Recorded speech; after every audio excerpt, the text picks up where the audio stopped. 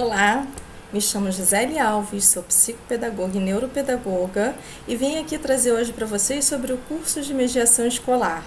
Nós vamos adentrar aí no módulo 1 sobre a importância e a função do mediador escolar. Vamos lá? Bom, nós temos aí, a primeira questão: o que é a mediação escolar? Como que esse mediador atua? Qual a função dele, Qual a função dentro de sala? Como que ele exerce? Como ele atua exatamente? Então vamos lá. A mediação escolar ocorre através da inclusão, onde a criança necessita de um professor de apoio que faça intervenção no processo de aprendizagem. Bom, e aí quando surgiu, esse mediador? Ele despontou a necessidade de um acompanhamento singular do aluno dentro da classe, o que difere do atendimento educacional especializado, que é feito dentro de sala de recursos multifuncionais e em contraturno segundo a lei. Muita gente me pergunta, Gisele, qual a diferença do mediador escolar para o professor de apoio? O mediador escolar ele vai atuar única e exclusivamente dentro da sala de aula, na classe regular, com demais crianças, não só aquela que possui transtorno de aprendizagem, mas como as demais crianças, nesse processo mediando a aprendizagem, ou seja, readaptando os conteúdos para essa criança. Já a sala de recursos multifuncionais, o profissional fica somente na sala de recursos, onde a criança, em contraturno, vai até essa sala de recursos para obter os conteúdos pedagógicos necessários, tá? Então, o mediador escolar, ele só vai atuar dentro da classe e também no recreio, fazendo o processo de integração com a criança, na recreação, enfim. Bom, e quem é esse profissional, O que faz o mediador? Como que ele atua? O mediador é um profissional que deve ser capacitado para tal função, Como a gente vê aí em demasia, são profissionais sendo solicitados para atuar como mediador, profissionais que não são capacitados. Bom, não existe a profissão regulamentada propriamente dita, Geralmente contratam profissionais capacitados em educação especial para exercer tal função. E muitas das vezes o professor auxiliar dentro de sala, aquele professor, tem o professor regente, tem o professor auxiliar. O professor auxiliar, muitas das vezes, ele faz esse trabalho de mediação, Mas eu acho que tem que ter algo a mais, Esse profissional ele tem que estar capacitado para atuar na mediação, porque a mediação não é tão simples assim, O profissional ele precisa conhecer quem é essa criança, como que esse cérebro aprende, Quais são as capacidades, as habilidades dessa criança, quais as ferramentas eu posso trazer para auxiliar essa criança no seu processo de aprendizagem. Então, nós temos aí, devido a uma exigência do aprofundamento teórico e prático, foram criados alguns cursos para capacitar os profissionais a trabalharem com a mediação, pois esse profissional necessita aprofundar mais seus conhecimentos a fim de entender os aspectos pedagógicos, cognitivos e comportamentais exigidos da criança. Então, não basta apenas a gente entender pedagogicamente de todo o contexto. A gente tem que entender também o comportamento dessa criança, os aspectos sociais, culturais. A gente precisa entender basicamente o que são esses transtornos de aprendizagem e como eles inferem, na capacidade desse sujeito aprender. Bom, eu vou contar uma história bem rápida, sobre como que foi criada essa titulação de mediador escolar, Na França, entre 98 e 2003, foram criadas associações para capacitar e auxiliar o mediador escolar de acordo com as necessidades que eles apontavam. Já em junho de 2003, eles passaram a responsabilidade de educação nacional. Então, na França, entre 98 e 2003, esses profissionais eles foram capacitados para tal função, ou seja, eles foram capacitados para atuar com essas crianças que não conseguiam aprender de maneira significativa. Bom, falar em mediação é entender sobre inclusão. Um questionamento que eu faço, o que você pensa, o que você acha que é realmente a inclusão, né? Ela tem um cunho social, ela tem um cunho pedagógico, ela acontece realmente da maneira que a gente pretende que ela aconteça. Então, assim, são vários os questionamentos que a gente faz sobre a inclusão, né? Ela ainda está sendo desvendada de acordo com o tempo, né? De acordo com as nossas aprendizagens, com os nossos conhecimentos científicos, de como essa aprendizagem ela pode ocorrer de maneira significativa através da inclusão. Será que essa inclusão ela está sendo feita de maneira assertiva, né? Então, são vários questionamentos que a gente tem que fazer aí nesse processo. Bom, o mediador tem que possuir conhecimentos específicos de algumas áreas que engendram a função de mediar. Então, aquilo que eu falei, não é apenas estar como um professor auxiliar, né? E ali mediar a criança, pegar uma adaptação curricular e aplicar nessa criança. Não, perpassa isso. Esse profissional ele tem que entender o que é mediação. Quais são os transtornos que essa criança pode possuir, né? Pode vir a possuir. O que essa criança apresenta? Ah, beleza, ela tem uma dislexia, ela tem um autismo, ela tem um TDAH, né? Onde eu posso inferir de que maneira prática, didático-pedagógica eu posso auxiliar essa criança. Então, isso tudo, o mediador, ele tem que ter tanto conhecimento teórico quanto conhecimento prático em relação a essas habilidades. Bom, primeiramente, vamos partir do pressuposto da etimologia da palavra. O que significa mediação? Por que foi criado esse nome de mediador escolar, né? Mediação, vem de mediator, que significa estar entre duas partes, ou seja, no meio. O que esse mediador faz? Ele pega a aprendizagem, né? Todo o conteúdo escolar que o professor passa, ele vai transformar esse conteúdo para adaptar com essa criança que precisa dessas intervenções. Então, ele vai ficar no meio, por isso o nome mediador. Ele fica no meio entre o professor e o sujeito cognoscente.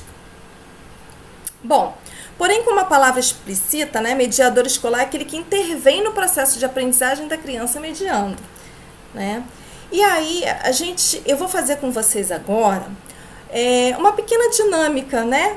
Chama-se a dinâmica da aprendizagem. E essa dinâmica, ela vai levar vocês alguns questionamentos, né, acerca como que é essa aprendizagem. Se ela é fácil de passar, como que você sente ao passar o conhecimento para o seu aluno, né? E como que esse aluno se sente ao receber esse conhecimento. Então, a aprendizagem, né, a gente tem que torná-la significativa, ela tem que ser integrativa, ela tem que ter entendimento e ela tem que ter critérios para que ela seja uma aprendizagem ideal. Bom, por que ela tem que ser significativa? Porque não basta apenas o profissional passar esse conteúdo. Esse conteúdo tem que ter valor específico para essa criança que aprende. Que valor é esse? O valor do conhecimento. Eles têm que estar em contato com esse conhecimento, né? E tem que adquirir esse conhecimento de uma forma lúdica, prazerosa, prática, né? Com algumas metodologias específicas. Então, se não necessitasse do mediador para que fizesse essa aprendizagem significativa, então o aluno ficaria dentro de classe comum sem nenhum apoio, não acham? Então, assim, essa aprendizagem ela tem que ser de maneira significativa, sim, para esse mediado. Ela é uma ferramenta delicada que transmite e integra um mundo novo. Tudo que é novo para a gente causa um pouco de ansiedade, né? Um pouco de medo, um pouco de receio.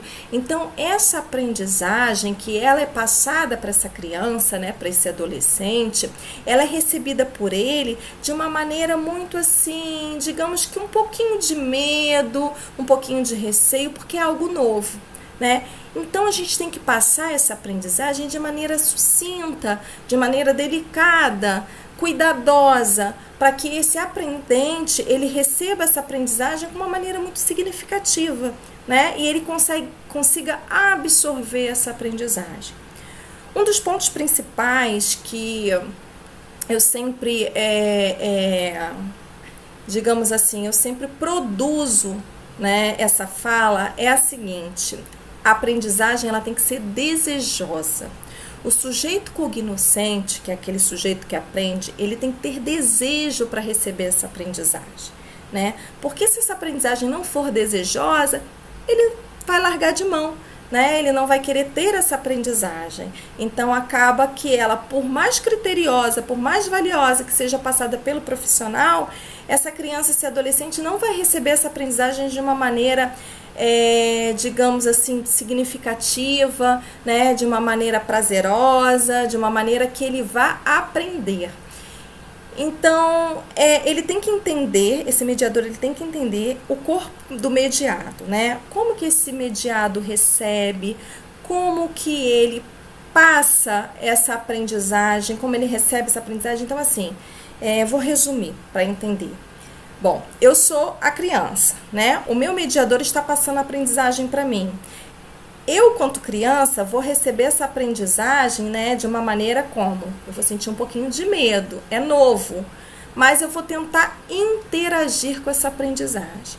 Já o mediado, ele tem que ter uma cautela, um cuidado de entender como que eu vou receber essa aprendizagem.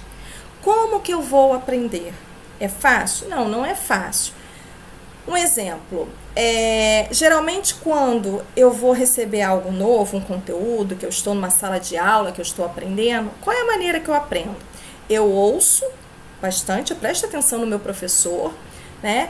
Eu vejo o conteúdo e muitas das vezes eu anoto, para poder não esquecer aqueles tópicos. Então, o meu tipo de aprendizagem é visual, auditiva e sinestésica, porque eu escrevo para poder fixar essa aprendizagem. Então, esse é um ponto principal que o mediador tem que entender dessa criança. Como que ela aprende? De que maneira ela aprende com facilidade? Então, já sabendo dessa dicasinha, né, como que meu aluno vai aprender, eu já posso criar ferramentas que facilitem esse processo.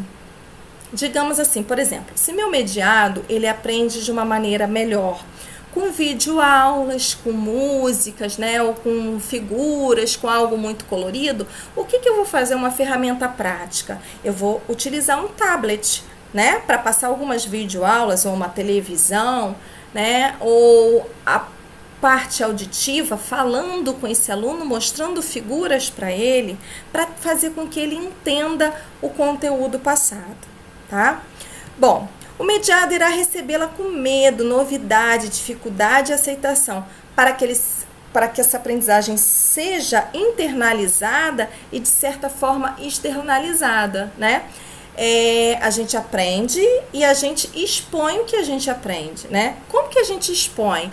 Escrevendo, falando, né? Então, essas são as formas da gente externalizar a nossa aprendizagem. Bom, aqui, agora eu vou mostrar para vocês alguns pré-requisitos do mediador, né? O que esse mediador precisa saber para mediar essa criança? Vamos lá. Sabendo que a mediação escolar não possui bases teóricas específicas da função e profissão, portanto, busca-se uma fundamentação teórica em áreas da educação especial, práticas pedagógicas e aprofundamento de outras disciplinas que vinculam entre a saúde e a educação. Então, a mediação ela não tem um conteúdo teórico específico dela, né? Como eu falei no início desse vídeo, a gente tem que saber, basicamente, um pouquinho de cada coisa, né? Um pouquinho de neurociências para entender como esse cérebro aprende, um pouquinho de inclusão para saber o que é de direito, o que é de dever da escola, o que é direito da criança. A gente tem que saber um pouquinho de psicomotricidade para entender esse corpo dessa criança, como ele vai receber essa aprendizagem. Então, o mediador, ele é multidisciplinar, né? Ele tem que aprender um pouquinho de cada coisa para que ele tenha uma base teórica e nisso consiga transformar essa base teórica em prática. Bom, vamos entender basicamente a singularidade dessa criança, né? Mediar não significa dizer que você vai com total êxito passar essa aprendizagem para a criança, concordam?